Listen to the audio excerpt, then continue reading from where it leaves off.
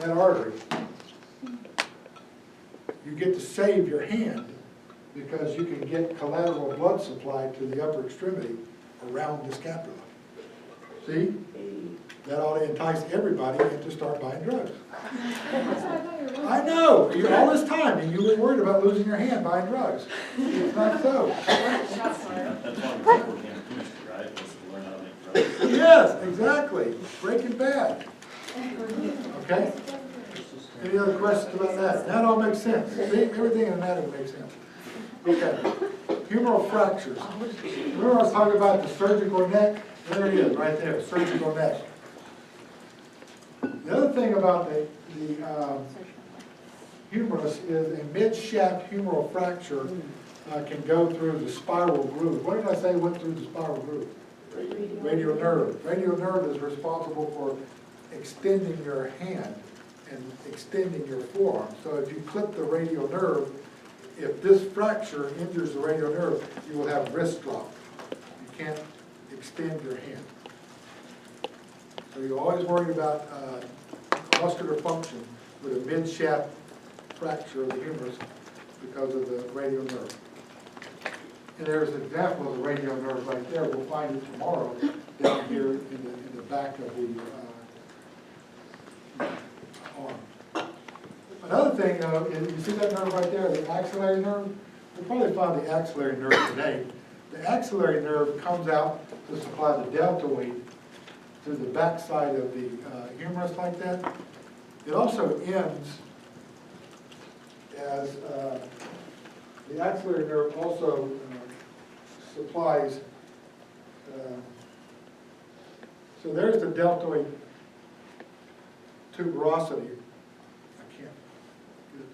There's the deltoid tuberosity right there.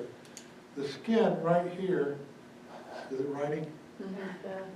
All right, is, you know, like that right there is like a private's thing. That's called a chevron. That area of your skin right there at the deltoid tuberosity is supplied by the axillary nerve. The deltoid is supplied by the axillary nerve. The deltoid, the axillary nerve is the most commonly injured nerve in dislocation of the shoulder. Because it's where it runs, right there, inferior to the shoulder. The way you determine if the axillary nerve has been injured, well, since it supplies the deltoid, you can't sit there and a person that's just had their shoulder dislocated and have them contract their deltoid, right? No, get out a Q-tip and see if they can feel the skin in this chevron area. It's called a chevron sign. If you can feel it, then the axillary nerve has not been injured.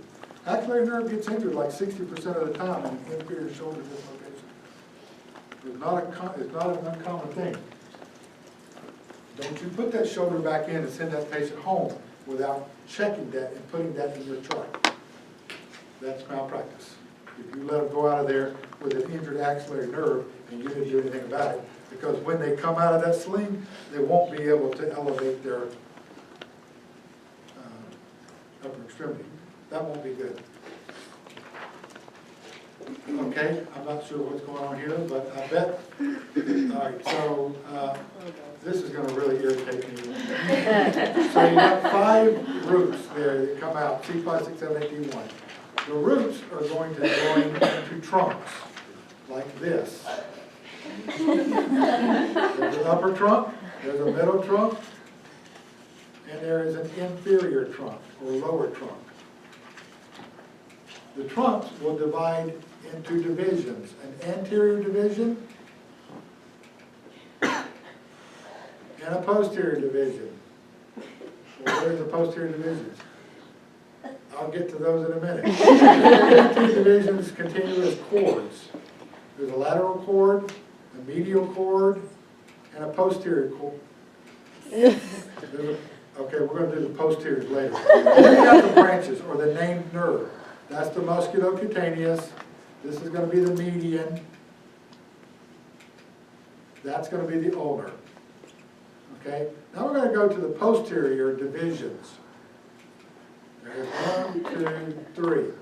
The posterior divisions will give rise to the radial nerve, or the posterior cord. There's the radial nerve. Coming off of that will be the axillary nerve. Okay? Ta-da, ta-da. That's the long, oh crap, it's gonna go through this whole thing. This has all the branches of it right here. You have this on your slide, right? It's on the next one. Yeah. Yeah, it's on one slide. The guy that put this lecture together, here takes the pee water out of me. Notice that these, by the way, this nerve right here, medial pectoral, is named because it comes off the medial cord. That's where it gets its name. The lateral pectoral does the same thing, coming off the lateral cord. All right. So I told you how you could draw that plexus in how many seconds? 15. See 5, 6, 7, 8, 8. The mnemonic is 2 Y's, 2 M's, and an X. Okay, you ready? Somebody look, got timer on me? Ready, go.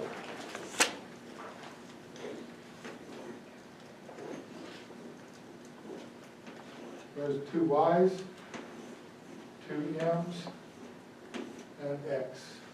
Draw a line across there like that, and you're done. Okay? That's all there is to it. 30 seconds. Oh, so you could, while I was explaining it. Okay? 2 Y's, 2 M's, and an X. Can we do it again? Yeah. Okay.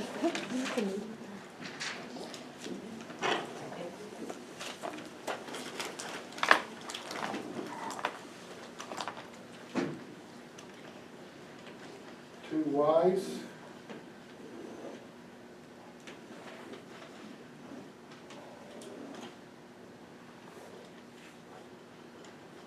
And then you just make an M here. You see the M? And then you make another one on top of it. Like that. 2 M's. And then you put the X right there. And then you extend C7 across and connect the 2 right there and extend that. So that's the musculocutaneous, the median, the ulnar, the radial. These are the roots. These are the trunks, upper, middle, and lower. These are the divisions. This is the posterior cord right here. That's the posterior cord because it gives rise to the radial nerve, which is on the posterior aspect. So these 3 are posterior divisions, which makes these 3 anterior divisions.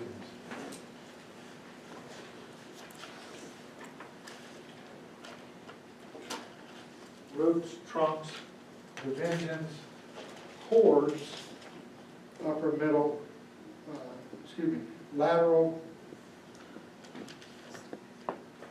posterior, medial cord, and then you have the named nerves after that. And then you can fill in the other nerves that they have right there. The long thoracic, the dorsal scapular, and so on. But if you get that pattern down there, I think that's pretty significant. The cutaneous dermatomes, we've been over 6,000 times. But you need to keep in mind that these guys are going to terminate in the skin. The musculocutaneous nerve here is right here. It is called the lateral cord. It's going to innervate, it's going to end as the lateral part of the forearm. The lateral is on the thumb side. Right? The medial cord, which is right here, gives rise to 2 branches that are going to supply the medial part of the upper extremity. These would be the median brachial and median antebrachial nerves. They supply the medial part of the arm.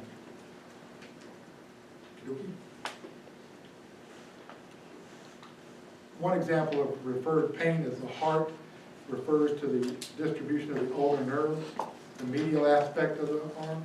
It's the median brachial and medial antebrachial right here, which means the heart must be innervated by C8T1, and that's true.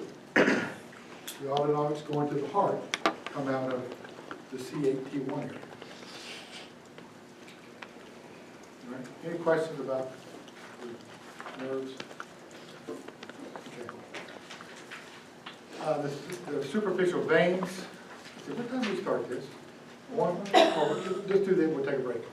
The superficial veins, the only thing I want you to know about the superficial veins is that you have 3 superficial veins you should know.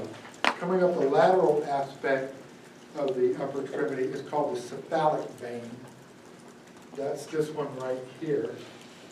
The cephalic vein drains the lateral extremity and dumps into right here in the deltopectoral triangle.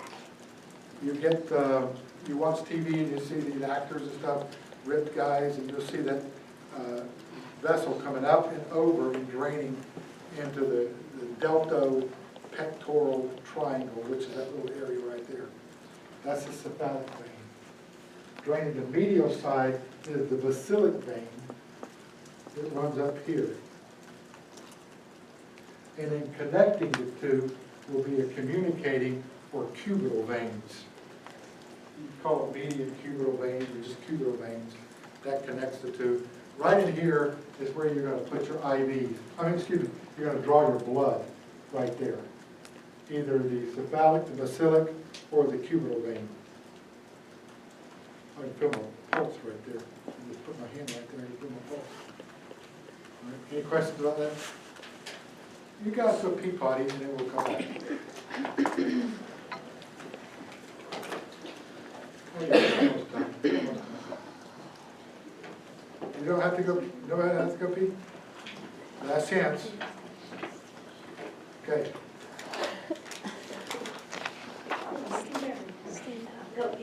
That's all right.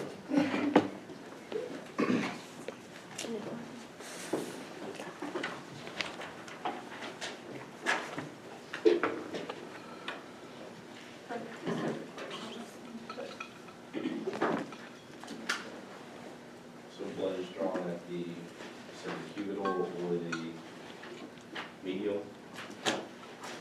So The blood is drawn at the cubital or the, either the basilic, cephalic, or cubital. So, Jamie. I was in like second grade, so I didn't know much about the anatomy or anything, but I broke my arm and had 3 tendons in it. They told me it was only holding on to the tendons and the nerves, but it literally looked like my elbow was like up here. I don't know Yeah. what, would it have just been like my humerus, is like fractured in half, or if it's. You may have fractured the olecranon arm, which is the portion right here, pulled up, Okay. because the triceps attaches to the olecranon, and it may pull it up here. Okay. It'll bring it back down I to know 10. that. It's my baseball. no, I thought you said it was. That's the top of it.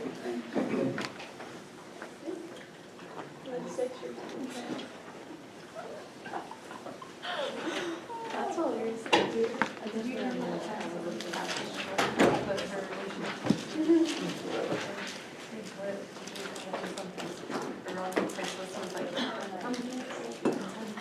post the picture of Jordan, and so she's answering the door, and they're like,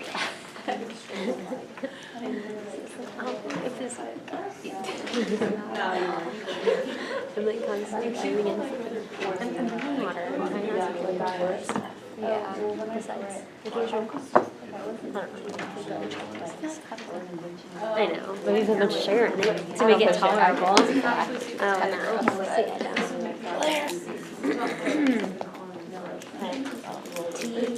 drink tea, yeah. Tea will keep me up like all night. I don't drink caffeine. Oh, I do. I just do it just to, yeah. And then I can't sleep like, Next one. I know. I'm gonna have a salad tonight. So in today's dissection, we want to put blocks under the scapula and raise the arm, abduct the arms, have the cadaver facing up, and this is where you're going to be working today. Okay? His arm just hanging? You know, half on one side, half on the other. Yes, His ma'am? arm's just hanging there? They'll stay open like that. You may have to go get a string to tie them up. Have you tried to abduct your arms yet? Pretty stiff. They're pretty stiff? All right, I might have to go get some string. I'll run over to Ace Hardware real quick and get some string, so that you have to tie them, tie them up like that. That gives you access to the area. You'll see. So this is the axillary area I'm just gonna hold it. that we're going to be You're gonna hold his hand. dealing with today. Here are the roots of the brachial plexus. This is what you've seen so far. There's the anterior scalene right there. So this is what you've seen so far. This is where we're going today. Okay? Remove the skin of the chest, by the way. Just remove the skin, including the breast if you have a female, in total. Just like the back, you did on the back. We'll dissect the breast tomorrow. Oh no, next block. We'll cut open the breast to look at it interiorly, but just take it off with all the subcutaneous tissue today. So it's like a rhomboid or trapezoid or whatever you call that thing. That's the axillary region. This is what you're going to be seeing today.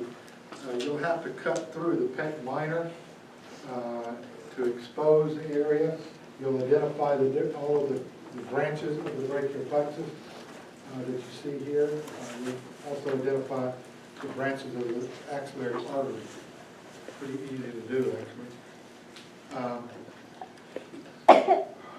Couple of things, couple of points here is, let me back up just a second.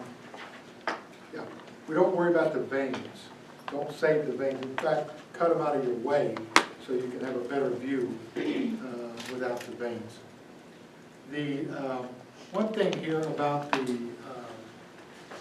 posterior cord is it gives off three little nerves. The upper and lower subscapular and the thoracodorsal is in the middle. You may hear the thoracodorsal referred to as the middle subscapular. So you have an upper subscapular, a middle subscapular or thoracodorsal, and a lower subscapular. The upper and lower subscapulars innervate the teres muscles, the subscapular muscles. You'll see in just a minute. The thoracodorsal, which comes off the posterior cord, innervates the latissimus dorsi. Okay, that's one other you should know. The middle one? The middle subscapular, or some people call it the thoracodorsal. It's called thoracodorsal in this slide. Comes off the posterior cord. The posterior cord supplies, gives rise to the axillary nerve and to the radial. So those are going to the posterior aspect of the arm and forearm. The medial cord supplies the medial side, lateral cord, the lateral side of the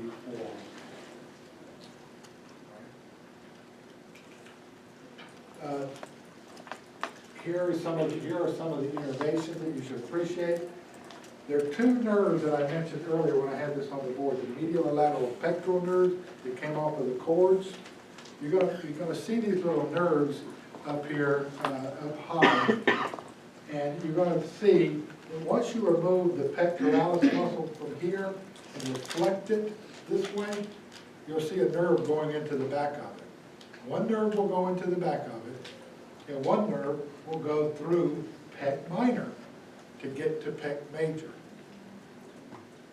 Now, they're named from the cords, not their position on the body. So the medial pectoral nerve is lateral. Lateral pectoral nerve is medial. So they're named from the cords, not the position in the body. When you get to the dissector and see that, that's why.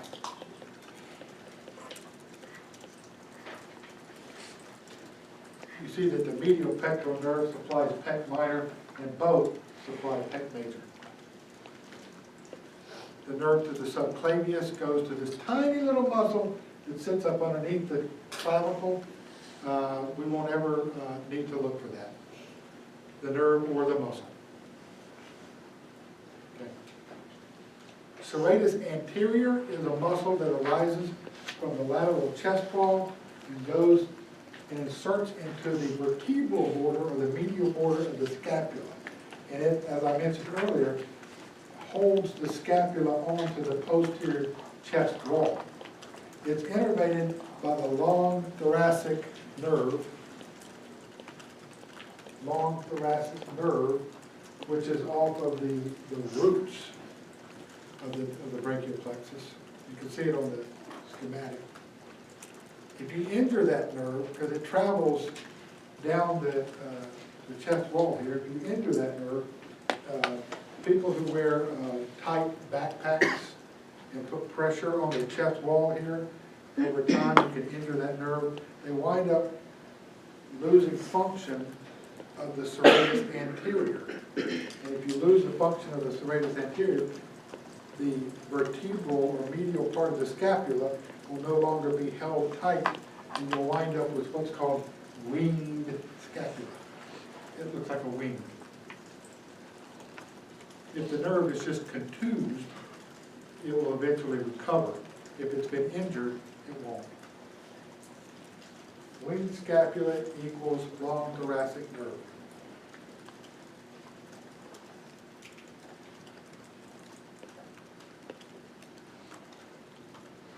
This is the innervation of the sits, well, no, not the sits muscle. This infraspinatus, which is here.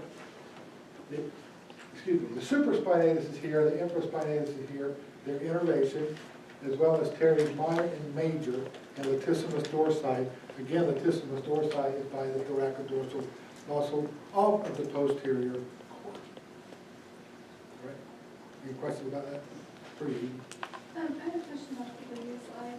The serratus anterior, that's not a muscle of accessory muscle of exertion? No, it's actually a limb muscle because it acts on the scapula.